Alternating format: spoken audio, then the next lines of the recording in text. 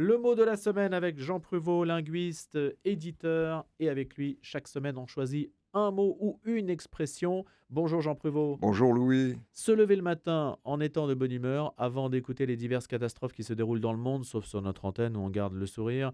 C'est ce qu'on souhaite à tous après une bonne nuit. Mais ce matin, à la demande d'ailleurs de quelqu'un qui vous écoutait, Jean, vous avez souhaité vous expliquer, ou plutôt nous expliquer, d'où venait l'expression se lever du pied gauche. Alors on en a plus ou moins une idée, mais c'est peut-être plus riche qu'on ne le pense comme histoire. En effet, Louis, et en vérité, la langue ne me permet pas, sauf jeu de mots, de dire que je me suis levé du pied droit, ce qui est pourtant presque toujours mon cas, surtout chaque fois que j'arrive dans le studio auprès de mes amis de Radio Notre-Dame. Fort tôt le Alors, matin. eh oui, alors tout le monde connaît le sens de cette expression, se lever du pied gauche, qui désigne le fait de mal commencer sa journée, dès le réveil, de mauvaise humeur.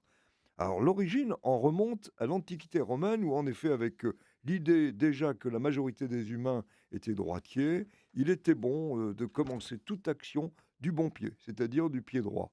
De fait, le pied gauche était assimilé à des présages défavorables et à cet égard, dans son conte Zadig, publié en 1747, où Voltaire raconte les aventures de Zadig, jeune babylonien, doué, qui cherche le bonheur dans un monde corrompu, injuste, confronté finalement à un choix cornélien parce qu'en voyageant dans des pays imaginaires, il découvre l'absurdité de bien des mœurs de son époque. Et il y a un passage où Zadig, justement, doit choisir entre le pied gauche et le pied droit. Allez, vous nous lisez ce passage, Bah, Jean. volontiers, le voici au chapitre 7.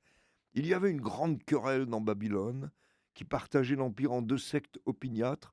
L'une prétendait qu'il ne fallait jamais entrer dans le temple de Mitra que du pied gauche, l'autre n'entrait jamais que du pied droit.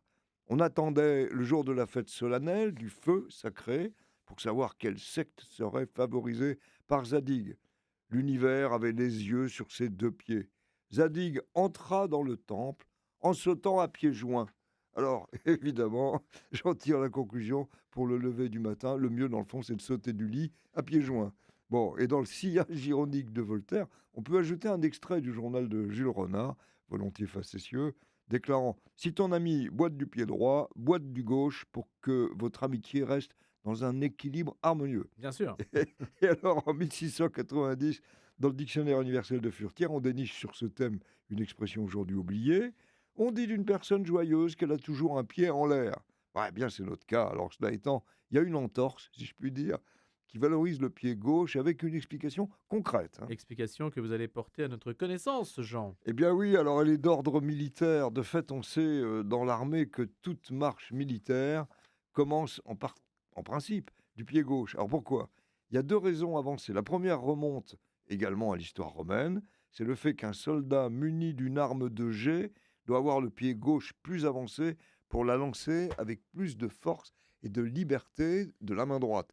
C'est une question de répartition des forces du corps et de points d'appui. Ici, le pied gauche.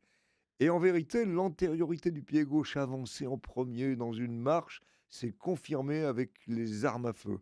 On lit en effet dans les instructions militaires de 1779 que le soldat porte son fusil sur l'épaule gauche et que s'il partait du pied droit, le poids du corps augmenté de celui du poids du fusil ferait perdre l'équilibre de l'ensemble du corps. Partir du pied gauche permet en effet de répartir le poids de manière égale.